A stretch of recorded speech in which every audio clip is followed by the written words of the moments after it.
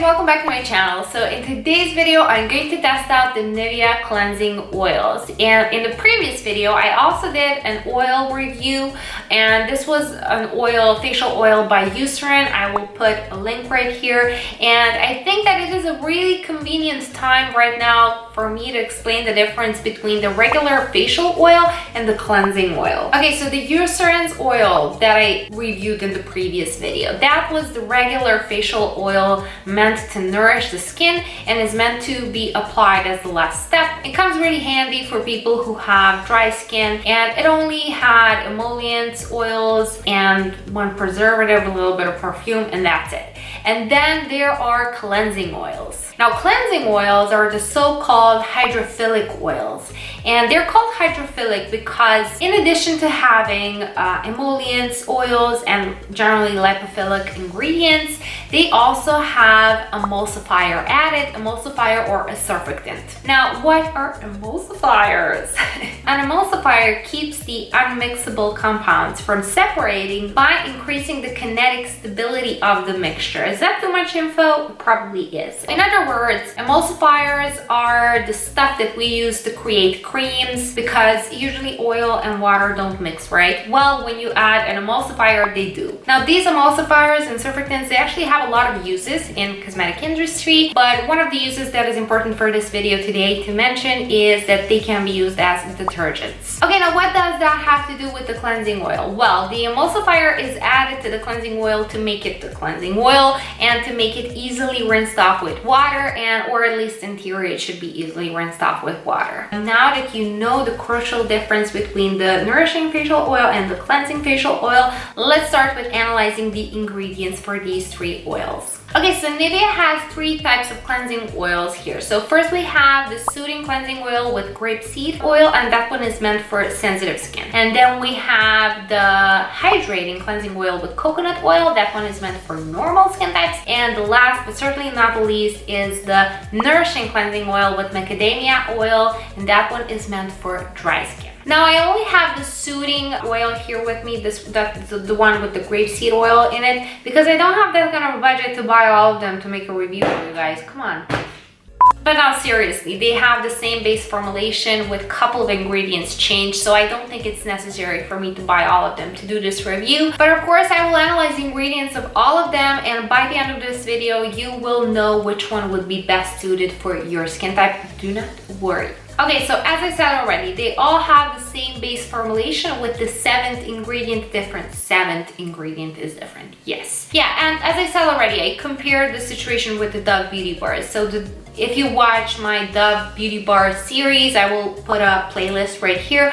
I actually compared all Dove Beauty Bars, and they all had the same base formulation with added ingredients, other added ingredients, and different fragrance, etc. So the same thing goes here. They have the same base formulation with a couple of ingredients changed. Okay, so here is the base formulation. We have a bunch of emollients. One of them is kind of comedogenic. This one right here, Isopropyl Palmitate, kind of comedogenic. Then we have vitamin E. Then we have the emulsifier. I will put the emulsifier right here.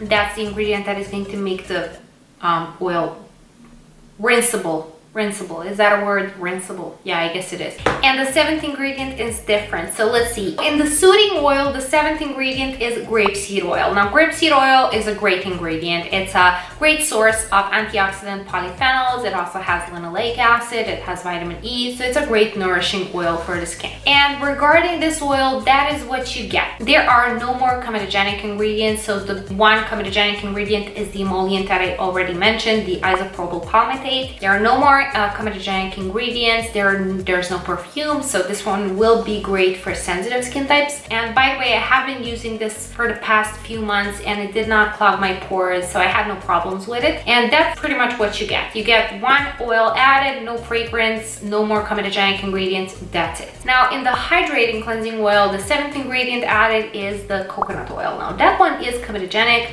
and that one makes this oil a little bit more comedogenic than the soothing one. And and this one also has the hydrating cleansing oil also has fragrance in it. And then in the nourishing one, we have macadamia oil and sweet almond oil. Macadamia oil is great. It is loaded with nourishing fatty acids, and it is indeed great for dry skin. The next oil added is the sweet almond oil. Now, that one is kind of comedogenic, so it's still, yeah, it's still great for dry skin, but it can clog pores. So yeah, because of that, I think that sweet almond oil is still going to make this nourishing oil a little bit more comedogenic than the soothing one. But yeah, if you have dry skin, this probably won't be a problem for you. And lastly, the nourishing oil also has fragrance. So the only oil that does not have fragrance is the first one, the one that I got, and that's the soothing cleansing oil, has no fragrance.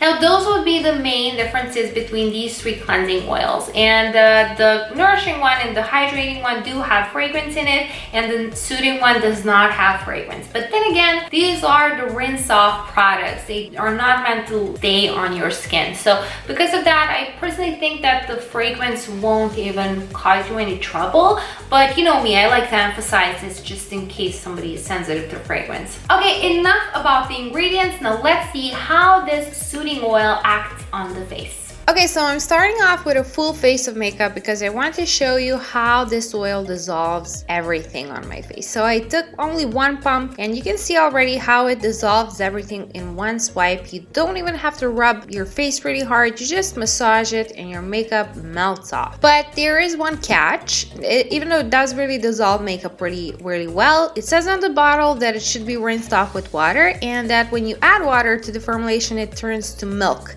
And here, let me just show you what happens. This is, here I added a little bit of water on top of it, and it did turn white, you can see. But the problem is that it cannot be rinsed off with water only. Here, I'm going to try to do that here for you guys, but I don't usually use this oil this way. So as you can see, you do have a lot of residue on your towel. That's because the water removes absolutely nothing. So you have to remove it with a piece of cloth. So because of that, instead of rinsing it off with water, I actually use a wet cloth or a wet towel to remove the oil from my face, and then I double cleanse.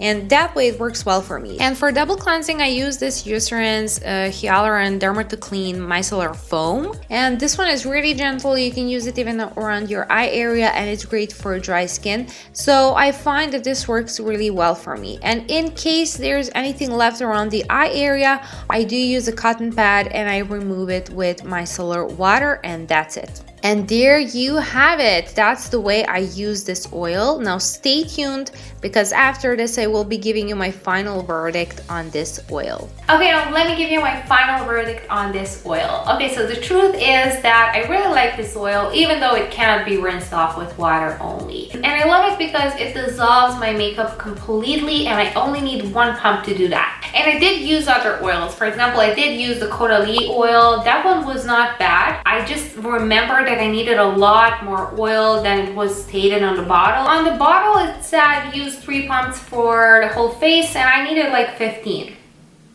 Yeah, so, and that oil is not cheap, by the way, just saying, but it was easily rinsed off with water. That one I could rinse off with water only. So because of that, I kind of prefer this one. Even though it cannot be rinsed off with water, I kind of don't mind it. So yeah, the con is, if we can even call it a con, the con for this oil is that you do have to double cleanse after cleansing with this one. This one is not enough on its own to cleanse your skin, and it will always leave a layer of oil on your skin. But that depends on you. Do you mind double cleansing? Because I don't, and I do double cleanse after this one, and I'm really happy with how my face looks afterwards. Yeah, I guess that's on you. Do you mind double cleansing or not? Okay, now regarding those two other oils, the hydrating one is definitely the most comedogenic, I would say, because of the coconut oil. So I guess you can choose that one if you really like coconut oil and you're not prone to clogged pores. Then yeah, I guess that one would be the best for you. And then the nourishing one will be the best for dry skin types, and I kind of wish I got that one, but then again, the soothing one was nourishing enough for me as well. So yeah, I guess the bottom line is that all of these oils are going to be great for dry skin. So yeah, that will be it for today's video. If you enjoyed it, please like, share, and subscribe, and I will see you in my next video. Bye! To give you my recommendation of use. Oh! Nagominide där. Nagominide. So I don't want to waste my money and waste the products. This one is enough. How am I going to put this without people coming for me on the internet?